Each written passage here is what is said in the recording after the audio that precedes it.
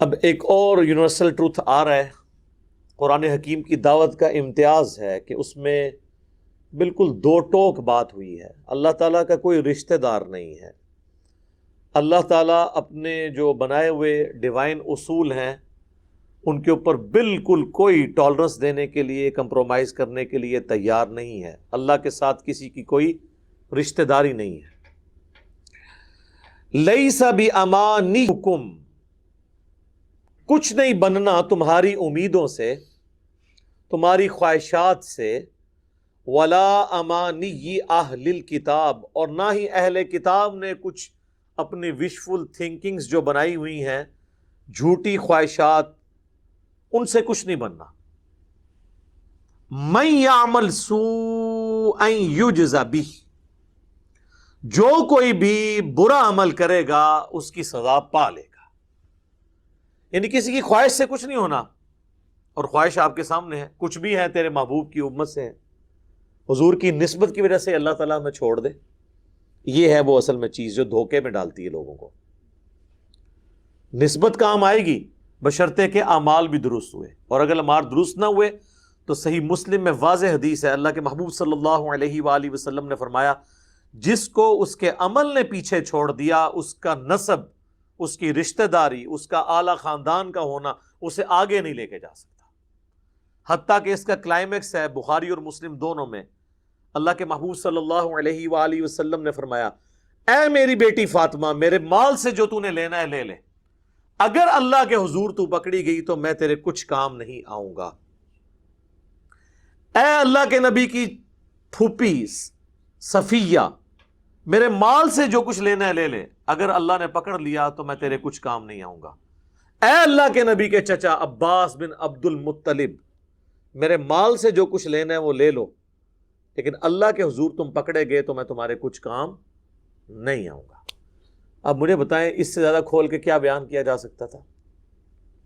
لیکن ہم لوگ اپنی وشفل تھنکنگز میں کہ ٹھیک ہے جی ہماری نسبت ہے، ہمیں بچا لے گی، اور یہ تصویر کا ایک رخ ہے کہ ہمیں بتایا گیا کہ اللہ کے محبوب صلی اللہ علیہ وآلہ وسلم شفاعت کریں گے، یقیناً کریں گے، لیکن بالاذن ہوگی، جس کے لیے اللہ چاہے گا اس کے لیے شفاعت کریں گے۔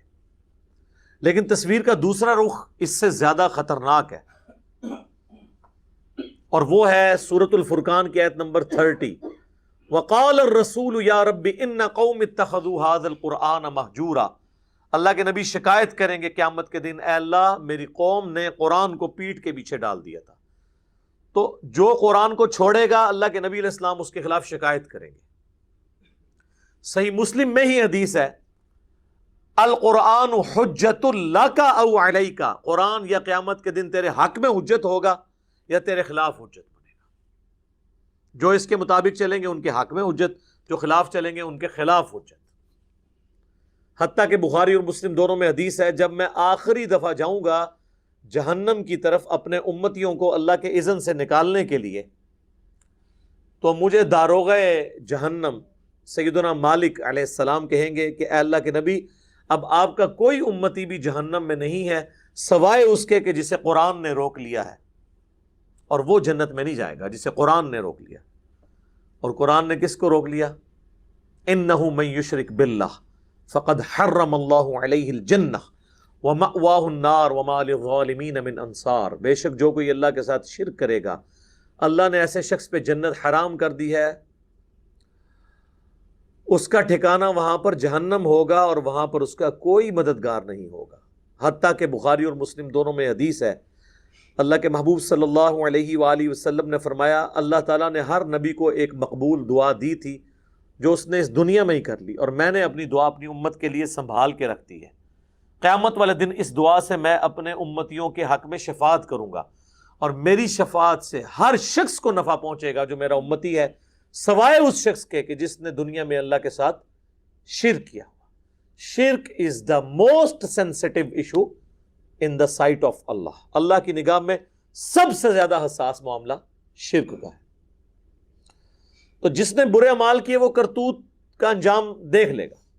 بخاری اور مسلم دونوں میں حدیث ہے، اللہ کے محبوب صلی اللہ علیہ وآلہ وسلم فرماتے ہیں کہ اپنے مال کی زکوٰۃ ادا کرو، اپنی جو بھیڑیں ہیں ان کی زکوٰۃ، اپنے اونٹوں کی زکوٰۃ، اپنے گائے جو رکھی ہیں ان کی زکوٰۃ، یہ نہ ہو کہ قیامت والے دن کسی شخص کی گردن پہ اس کا اونٹ سوار ہو جن اونٹوں کی زکوٰۃ اس نے نہیں دی، اور وہ کہے اغثنی یا رسول اللہ، اے اللہ کے رسول میری مدد فرمائیے، میں تمہارے کچھ کام نہیں آؤں گا، میں نے جو کچھ اللہ نے مجھے بتایا میں نے تمہیں دنیا میں بتا دیا، اگر تم نے زکوٰۃ نہیں دی تو یہ اونٹ تمہاری گردن پہ سوار ہوگا۔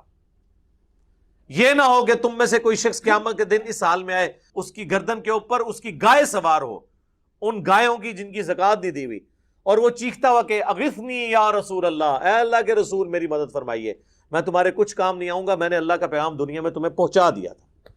یہ نہ ہو کہ تمہاری گردن پہ بکریاں اور بھیڑیں سوار ہوں جن کی تم نے زکوٰۃ ادا نہیں کی، اور تم کو اغثنی یا رسول اللہ، اے اللہ کے رسول ہماری مدد فرمائیے۔ یہ ہم بچپن میں جناب یہ بیج لگایا کرتے تھے، وہ انجمن طلباء اسلام ہوتی تھی نا بریلوی مکتبہ فکر کی ایک سمجھ لیں اسٹوڈنٹ ونگ، جس طرح جماعت اسلامی کی ہے نا جمعیت طلباء، اسی طریقے سے مسلم لیگ کی ایم ایس ایف ہے، پیپلز پارٹی کی پی ایس ایف ہے، اور تحریک انصاف کی آئی ایس ایف ہے، اس طرح بریلویوں کی ایک جماعت ہوتی تھی اے ٹی آئی۔ آج بھی جو اسلامی یونیورسٹی بھاولپور ہے اس میں ان کا زور ہے، باقی آلموسٹ، تو انہوں نے وہ بیج بنائے ہوتے تھے اغثنی یا رسول اللہ۔ اس وقت تو ہمیں یہ پتہ ہی نہیں تھا کہ یہ نعرہ جہاں سے لیا گیا ہے یہ تو کسی اور معنی میں آیا ہوا ہے، اس کے آگے لکھا ہونا چاہیے کہ اغثنی یا رسول اللہ ہم کہیں گے لیکن رسول اللہ ہمارے کچھ کام نہیں آئیں گے، کیونکہ انہوں نے دنیا میں ہمیں بتا دیا تھا کہ کیسے چلنا ہے۔ اور وہ بیج اس لیے لگواتے تھے کہ جو مرضی کریں اللہ کے نبی ہمارے کام آ جائیں گے۔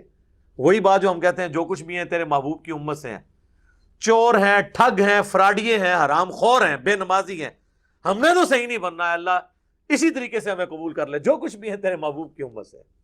اور میں کہتا ہوں کہ اگر دنیا میں مورل لاز ایکٹیو ہوتے نا، اسی وقت آ کے سر کے اوپر جوتی پڑتی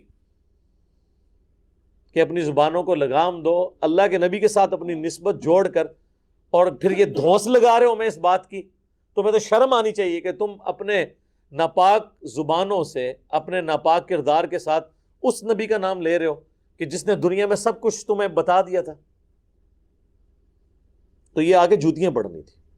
تو یہ اللہ کا یونیورسل جو ٹروتھ، ایک یونیورسل قانون ہے، یہ سورۃ البقرہ میں بھی آیا تھا، کچھ نہیں بننا، نہ تمہاری خواہشات سے نہ اہل کتاب کی خواہشات سے۔ من یعمل سوءا یجز بہ، جو کوئی برے اعمال کرے گا وہ اس کی جزا پالے گا۔ جزا کا مطلب سزا، بدلہ، عربی میں جزا کہتے ہیں بدلے کو۔ ولا یجد لہ من دون اللہ ولیا ولا نصیرا، اور نہ قیامت والے دن اللہ کے سوا کوئی اپنا دوست پائے گا اور نہ ہی مددگار۔ اب اللہ تعالیٰ واضح کہہ رہا ہے، لہذا پیغمبروں نے بھی جو شفاعت کرنی ہے وہ اللہ کے اذن سے کرنی ہے، اگر اللہ اذن نہیں دے گا تو نہیں شفاعت ہوگی۔ وَمَن يَعْمَلْ مِنَ الصَّالِحَاتِ، اور جو کوئی کرے گا نیک اعمال، من ذکر او انثی، چاہے وہ دنیا میں مرد تھا یا عورت، وَهُوَ مُؤْمِنٌ، لیکن تھا ایمان والا۔ صرف نیک اعمال سے کچھ نہیں بننا۔ لوگ کہتے ہیں مدر ٹریسا نے اتنی خدمت کی، بھئی اللہ تعالیٰ کو اس کی اس خدمت سے کوئی غرض نہیں اگر اس نے اللہ کو نہیں پہچانا۔ اللہ کے لیے تو سب سے سینسٹیو چیز توحید تھی۔ ہاں توحید سلامت ہے، عقید آخرت درست ہے، ختم نبوت کا عقیدہ درست ہے، پھر اعمال ظاہر ہے کہ فائدہ مند ہوں گے۔ تو اللہ تعالیٰ ہمارا ہے ہوا وہ مومن فَأُولَئِكَ يَدْخُلُونَ الْجَنَّةَ، تو ایسے لوگ پھر جنت میں داخل کیے جائیں گے۔ وَلَا يُظْلَمُونَ نَقِيرًا، اور ان کے اوپر ظلم نہیں ہوگا ایک تل کے برابر۔ فَمَن يَعْمَلْ مِثْقَالَ ذَرَّةٍ خَيْرًا يَرَهُ وَمَن يَعْمَلْ مِثْقَالَ ذَرَّةٍ شَرًّا يَرَهُ، جس نے ذرے کے برابر بھی نیکی کی وہ اس کا اجر پالے گا، اور اس نے ذرے کے برابر بھی گناہ کیا تو اس کی سزا بھی بھگتے گا۔ اچھا یہاں پہ لوگ کہتے ہیں اللہ تعالیٰ چاہے تو چھوٹی سی بات پہ بخش دے۔ آج تک آپ ان لوگوں سے یہ نہیں سنیں گے کہ اللہ تعالیٰ چاہے تو چھوٹی سی بات پہ پکڑ لے۔ اللہ تو دونوں چیزوں کی بات کر رہا ہے، تو یہ آدھا دین کیوں پیش کیا جا رہا ہے؟ وہ جی بخاری مسلم میں حدیث ہے، ایک بدکار عورت تھی، اس نے اپنے موزے میں ایک پیاسے کتے کو پانی پلایا، اللہ تعالیٰ نے اسی وجہ سے اس کو بخش دیا، کنویں سے نکال کے وہ چمڑے کے موزے میں۔ تو اللہ تعالیٰ چاہے تو چھوٹی سی بات پہ بھی بخش دے۔ اس حدیث کے بتانے کا مقصد کیا نبی علیہ السلام کا یہ تھا کہ زنا عام کیا جائے اور اس کے بعد موزے میں پانی پلا دیا جائے؟ اس کا مقصد یہ تھا کہ اللہ کی رحمت سے نا امید نہیں ہونا، اپنی کوشش کرنی ہے۔ اور نبی علیہ السلام نے اسے بیلنس کیسے کیا کہ بخاری مسلم دونوں میں حدیث ہے کہ ایک بڑی نیک عورت تھی، اس نے ایک بلی کو قید کر دیا اور وہ بھوکی پیاسی مر گئی۔ نبی علیہ السلام نے فرمایا وہ اپنے اس ایک عمل کی وجہ سے جہنم میں، نیک ہونے کے باوجود۔ تو چھوٹی سی بات پہ اللہ تعالیٰ پکڑ بھی لیتا ہے، لہٰذا خوف اور امید اس کے درمیان زندگی گزارنی ہے، بے فکر نہیں ہونا۔